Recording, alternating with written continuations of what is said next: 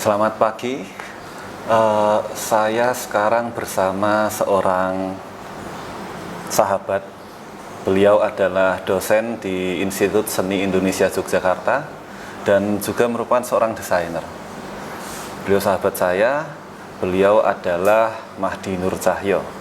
Selamat pagi, Pak Mahdi. Selamat pagi, Mas Tejo. Wah ya, saya manggilnya Pak ya, Pak. Mas ya. Oke. Kita sekarang akan berbincang-bincang soal ruang pendidikan ya. Tapi sebelum masuk ke inti, saya ingin bertanya kepada Pak Mahdi nih. Sebenarnya semangat berkesenian jenengan apa toh, Pak? Semangat berkesenian saya, Yes. ya ketika ada problem yang memang dialami oleh masyarakat, kemudian saya tergerak untuk berkontribusi melalui sebuah karya seni atau desain. Jadi ketika ada problem di situ, saya berusaha untuk hadir. Oke. Lalu sebentar, Pak. Nah, ini nih. Apakah ada memori yang keterkaitan dengan hal tersebut, Pak? Jadi kenapa kok jenengan sangat aware atau concern dengan isu-isu yang ada di dalam masyarakat untuk membuat sebuah karya seni gitu, Pak? Apakah memang dulu itu terketuk dari situ dan akhirnya sekarang jenengan ke situ lagi atau gimana, Pak Mahdi? Oke. Jadi karena saya mencicipi pendidikan yang ya terbilang menuntut kita untuk cukup komersil ya, karena bidang saya desain interior. Jadi proyek-proyek yang ditangani memang cukup ya saya sebut ya komersil itu. Tapi ketika saya menjalani proyek-proyek yang saya sebut tadi, ada satu titik di mana saya berpikir masyarakat itu semua mampu dengan yang di dunia interior itu gitu. Karena sempat ada proyek hotel yang kami tangani, dan ketika itu ada teman-teman dari difabel yang tidak bisa mengakses proyek yang kami buat. Nah, itu juga menjadi perenungan bagi saya. Ternyata desain itu kan harus bisa digunakan untuk semua kalangan gitu ya. Universal design. Nah, kemudian disitulah saya akhirnya sampai hari ini terdorong untuk memberikan sesuatu yang lebih bagi teman-teman yang mungkin tidak diperhatikan atau termarginalkan seperti itu. Baik. Jadi tadi awalnya soal difabel ya, Pak ya. Saya menangkapnya soal difabel itu sangat-sangat menarik gitu, Pak. Kenapa Pak Mahdi tertarik lebih spesifik lagi soal difabel, Pak? Apa karena hanya sekedar mereka kurang bisa mengakses atau tidak mendapatkan atau belum mendapatkan akses dalam desain dalam masyarakat atau gimana, Pak? Setelah saya lanjutkan rasa penasaran saya itu, ya kan kita juga satu padepokan yang sama. Ketika mengambil master gitu kan, dan saya terdorong untuk melanjutkan rasa penasaran itu untuk menguji seberapa seberapa luasnya pengetahuan seni atau desain gitu, tapi bagi para disabilitas gitu ya, teman-teman difabel. Ternyata ketika saya telusuri itu kan juga unik banget gitu ya, bagaimana mereka memaknai keindahan dari sebuah ruang. Nah, seperti itu. Jadi ada hal yang mendorong saya untuk telusuri soal-soal seperti itu, dan karena keluasan cakrawala yang dimiliki oleh mereka yang kita pandang punya keterbatasan, nah itu yang membuat saya ternyata mereka bisa sampai seperti itu gitu ya. Ternyata pendidikan hari ini kenapa nggak menyentuh juga nggak menyentuh kelebihan apa yang mereka punya itu gitu ya. Jadi hanya terpaku di buku-buku atau teori-teori lama gitu misalnya. textbook doang gitu ya, Nah, Pak, ya? textbook aja gitu kan. Tapi kalau kita bisa aware dengan mereka yang mereka punya kelebihan, itu justru banyak subsidi pengetahuan dari mereka justru kepada kita gitu kan. Kenapa ya Pak? Teman-teman kita atau individu difabel itu kenapa kok menurut Bapak sendiri kenapa kok malah memiliki cakrawala pengetahuan yang lebih luas gitu? Harusnya kan kita. Nah, tapi kenapa kok malah mereka itu? Sebenarnya ada yang keliru nggak Pak? Soal keruangan atau soal apa menurut jenengan? Menurut saya karena kita sebagai manusia yang mungkin awas atau normal itu seringkali menitik beratkan pada visual gitu ya, sebagai perangkat yang semua kebenaran itu bisa diuji di sana gitu. Nah, sedangkan mereka itu kan ketika satu indera itu dinonaktifkan, maka indera yang lain kan bergotong royong untuk saling menguatkan. Nah, dengan cara seperti itu mereka punya kelebihan untuk bisa memberikan makna dari indera-indera yang lain terhadap misalkan keindahan ruang atau hal-hal yang terkait dengan seni gitu dan desain. Ada pengalaman yang sangat berharga Pak ketika jenengan berkolaborasi atau belajar bersama dari individu difabel? Pengalaman saya dengan teman-teman difabel itu pernah saya lakukan ya. Jadi ketika ada riset terapan, kebetulan ini kayak pilot project, ada sebuah rumah tinggal, itu saya menjadikan teman-teman difabel itu sebagai desainernya. Gitu. Difabel apa itu Pak? Difabel netra. Wah. Kemudian sebagai desainernya gitu. Biasanya kan kita ya, kita sebagai desainer atau arsitek gitu kan ya. Tapi bagaimana kalau mereka yang sebagai konseptor, sebagai desainernya ya, atau chiefnya. Nah, di situ cara pandangnya kemudian berubah. Yang awalnya kalau kita kecenderungan pada keindahan bentuk, semata-mata keindahan bentuk gitu, tapi kalau mereka pertimbangkan bagaimana misalnya tingkat kenyamanan itu diukur lewat tubuh mereka gitu. Nah, itu juga menarik ya. Jadi semua elemen dalam ruang itu didesain dari apa yang mereka rasakan lewat indera mereka gitu. Nah, jadi alat ukur ruang itu bukan standarisasi angka, notasi atau hal yang sudah ada di buku gitu, tapi tubuh, alat ukurnya itu tubuh gitu. Dan indera gitu. Kayak misalnya kita bicara soal sustainable gitu ya, desain-desain yang berkelanjutan gitu kan. Kebanyakan dari kita kan misalkan ingin menguji konsep-konsep itu di project itu kan, konsep yang ramah lingkungan, yang sustain itu langsung terbayang, oh ya udah material bambu atau material alam gitu ya.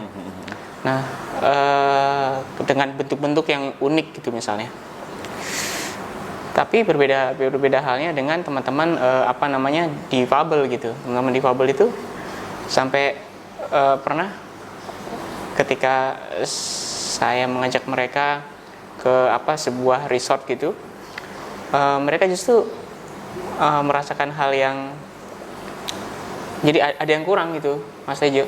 Ada yang kurang, misalnya, loh kok nggak ada ya suara kodok gitu, kok nggak ada ya suara jangkrik gitu ya. Kemudian kok nggak ada aroma tertentu yang bagi mereka ini penting gitu ya.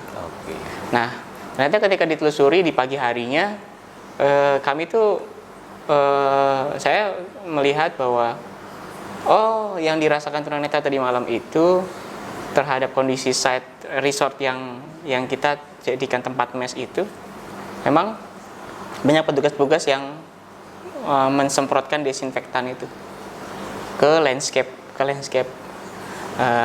resort tersebut gitu kan. Maka menjadi perenungan juga bagi kita bahwa apakah nilai keberlanjutan itu hanya terpaku pada manusia gitu misalnya. Oke. Apakah desain berkelanjutan itu hanya memikirkan keberlanjutan bagi manusia, kemudian kita menjadi predator bagi makhluk lain gitu. Oke. Apakah itu yang dianggap sustain gitu kan? Ya. Nah itu kan kayak gitu. Jadi mereka tuh punya hal yang lebih sensitif kali ya terhadap. Jadi mereka malah bisa melihat dari sudut pandang lain itu ya, melihat Iya. sisi yang tidak bisa kita lihat itu ya. Pak Iya, Cahyo, ya. benar. Oke. Ada hal yang paling jenengan ingat gak Pak Cahyo? Maksudnya yang sampai ini tuh jenengan ada di hati jenengan yang menjadi pijakan jenengan untuk bertindak gitu dari teman-teman dari difabel.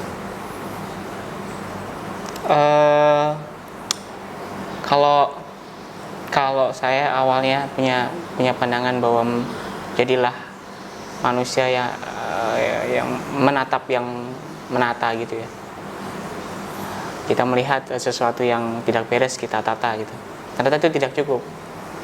Jadi teman-teman di Fabel pernah berpesan pada saya, jadilah orang yang pandai merancang, tapi lewat meraba yang merancang. Jadi ada hal yang memang harus kita sentuh, kita raba, kita rasakan, dan itu menjadi basis dari perancangan kita nantinya. Jadi nggak semua material itu harus material industri ya.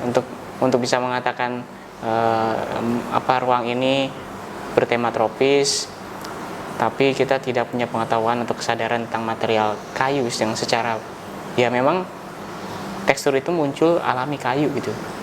Tapi kan sekarang banyak material industri yang terkesan kayu misalnya gitu kan. Terkesan kayu gitu kan. Dengan teknologi gitu. Nah, apakah itu boleh? Boleh gitu kan. Cuman kayaknya ya kita perlu juga pengetahuan yang memang benar-benar berpijak pada pengetahuan lokal bahwa ya kayu itu sudah punya banyak gitu ya. Mulai dari hulu sampai hilirnya, prosesnya seperti apa gitu kan, bahkan seratnya itu kita mesti tahu kapan kayu itu nanti ditebang, kapan harus kita stop projectnya, tunggu dia masa tebangnya baru kemudian kita lanjutin project kayak gitu-gitu. Iya. Seperti itu sih pengalaman yang saya hadapi. Oke, Pak Mahdi, benar gak sekarang? Tadi kita membicarakan soal kesan-kesan itu ya Pak Mahdi. Akhirnya saya membawa saya ke pertanyaan bagaimana soal ruang pendidikan selama ini yang terkesan itu kurang ideal untuk mendidik gitu Pak Mahdi. Oke, terus. Ya, akhirnya sejauh ini pendidikannya output dan outcome-nya hanya kesan berhasil aja gitu nggak sih? Iya, benar. Yang penting lulus gitu ya. Iya. Apa komentar jenengan sebagai desainer juga itu kan ya? Tentunya jenengan juga beberapa kali pernah mengambil proyek ruang pendidikan itu Pak Mahdi. Lalu sebelum itu kan pasti jenengan juga melakukan sebuah riset. Nah, iya. Kalau menurut jenengan sendiri big picture dari ruang pendidikan di Indonesia sendiri gimana Pak Mahdi? Dan keterkaitannya dengan kesan-kesan itu tadi. Iya. Jadi memang kalau proyek-proyek ruang pendidikan itu saya pernah beberapa kali pegang ya. Bahkan programnya Pak Jokowi gitu yang revitalisasi SMK, saya terlibat di sana sebagai asesor juga gitu. Dan harus mengunjungi beberapa sekolah, beberapa SMK di seluruh Indonesia gitu. Ya itulah saya kemudian bisa mengambil kesimpulan bahwa ternyata ruang pendidikannya itu masih di abad ke-19. Gurunya abad 20, siswanya abad 21. Mas Tejo. Menarik. Iya kan? Jadi kan kesannya kayak apa kalau Mas Tejo bilang tadi? Hanya ya ya wes lulus apa ya kan kayak gitu-gitu Iya, ya. iya, iya. Tapi ya memang kenyataannya seperti itu, ruang pendidikan kita kayak gitu.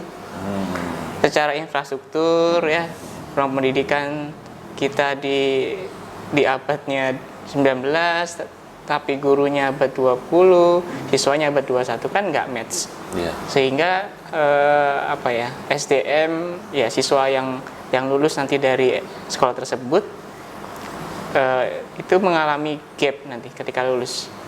Misalnya ada SMK jurusan tata boga, tapi desain ruang pendidikannya masih menggunakan ya layaknya desain sekolah pada umumnya gitu, meja kayu, kursi kayu yang 90 derajat gitu. Nah, kenapa nggak didesain layaknya di MasterChef? Nah, kayak gitu-gitu kan. Oke. Ya kan menggunakan ketika industri itu sudah menggunakan 8 tungku, tapi di sekolah-sekolah masih menggunakan 4 tungku, kan siswa kan akan mengalami gap juga nanti. Nah, kayak gitulah. Jadi desain ruang pendidikan juga mempengaruhi kualitas kelulusan itu. Oke, Pak Mahdi. Tapi kan kalau kita misalnya ya Pak Mahdi ya punya mimpi yang katakanlah muluk-muluk gitu untuk merubah atau merekonstruksi ruang pendidikan itu kan, misal katakanlah itu hampir mustahil. Ya kita hampir lah, ya mungkin bisa tapi sangat kecil ya Pak Mahdi ya. Jadi kan di sini guru itu sebagai punya peran sentral untuk men-setting ruangnya sendiri. Gitu nggak sih Pak Mahdi? Guru punya ya wewenang untuk iya. men-setting ruang kelasnya sendiri. Oh iya. Gitu. Nah, kira-kira Pak Mahdi bisa nggak sih guru itu men-setting, maksudnya tadi kita di awal ngomongin soal pendekatan dari teman-teman difabel itu lah ya. Iya benar. Tapi sekarang ke guru nih, kita substitusikan ke guru. Bisa nggak sih guru atau tips dan pesan apa dari Pak Mahdi kepada teman-teman guru untuk bisa men-setting ruang pendidikannya? Ataukah misalnya nih, ayo guru-guru menjadikan murid-murid sebagai subjek yang setiap tahun itu berganti. Jadi kita harus berganti terus lah, maksudnya kita guru itu juga harus dinamis atau gimana, monggo Pak Mahdi. Sebelum sampai ke guru Ya. mungkin saya ingin bilang gini, jadikan ruang pendidikan sebagai ruang kebudayaan, artinya kita meluluskan manusia yang paripurna, bukan manusia buruh pabrik misalnya gitu. Iya. Itu harus dipegang dulu. Karena kalau misalkan kita masih berpikir bahwa siswa yang kita bimbing itu, yang kita bina itu ujungnya adalah menjadi buruh pabrik, ya kita kembali lagi ke ruang pendidikan kolonial akhirnya. Ya kan ya. Tapi kalau kita menjadikan ruang pendidikan sebagai ruang kebudayaan yang outputnya kita akan memanen manusia yang paripurna, maka kemerdekaan itu harus ada. Kemerdekaan dalam misalkan dalam konteks infrastruktur pendidikannya, dalam konteks pengajaran. Nah, gurunya juga boleh memberikan strategi-strategi tertentu bagaimana biar pembelajarannya menarik gitu, tidak terpaku pada infrastruktur yang tersedia misalnya. Ya, seperti itu. Jadi kemerdekaan, merdeka belajar. Iya. Kan gitu ya. Oke. Jadi di sini guru juga harus punya kemerdekaan itu juga ya. Iya benar, ini nggak hanya siswa ya. Tapi sulit ya, walaupun terlihat sulit tapi semoga aja bisa ya Pak Mahdi ya. Semoga aja bisa, optimis Guru, ya. Optimis, kita harus optimis karena optimis itu gratis, pesimis juga gratis. Tinggal kita mau pilih yang mana gitu kan. Oke.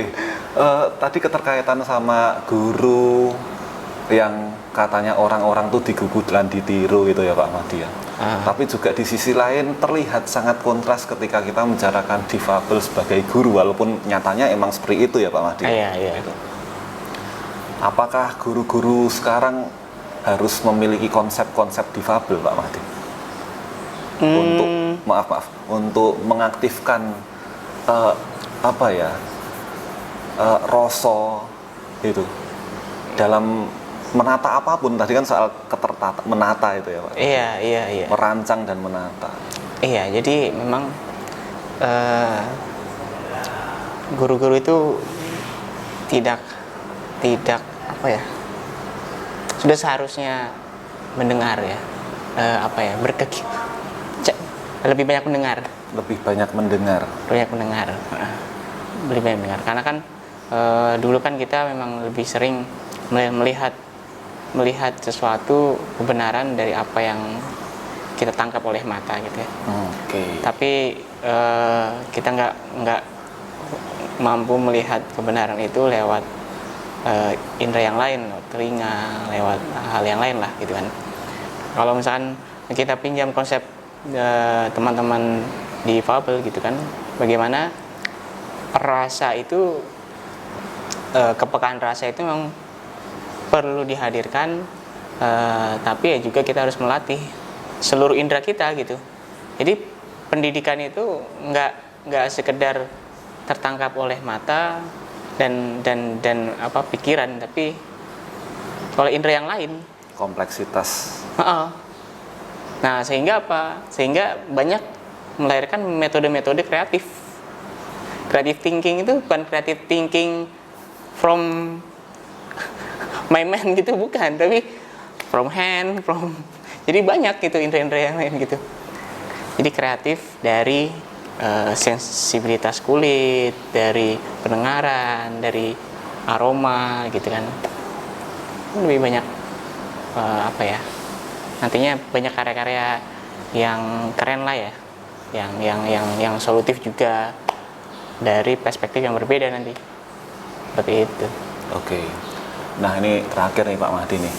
Tadi kita udah ngomongin, dan itu tersirat ya Pak Mahdi ya, ngomongin soal picture pendidikan di Indonesia. Terus ada sedikit tadi soal potensi ketimuran lah ya yang dimiliki Indonesia. Iya. Itu soal ruang dan pendidikan. Juga soal bagaimana idealnya pendidikan sekarang, terus ruang pendidikan sekarang gimana idealnya, terus guru sebagai konseptor ruang pendidikan itu tadi sebenarnya sudah disampaikan sama Pak Mahdi. Dan terakhir ini saya ingin jenengan kan sebagai pendidik Pak Mahdi, pesan untuk generasi mendatang, untuk para calon guru, juga untuk para calon desainer, dan juga mungkin bahkan para guru juga, para dosen juga, untuk menata ruang pendidikan ke depannya agar lebih baik dan lebih memerdekakan siapapun yang ada di dalamnya. Monggo Pak Mahdi. Wah, ini agak-agak berat nih memberikan pesan ini.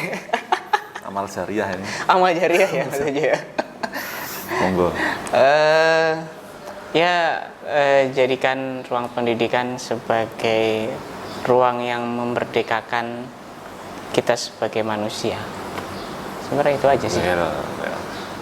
Berarti itu akhirnya nanti melebar ke kita harus paham kita sendiri dong. Iya. Gitu.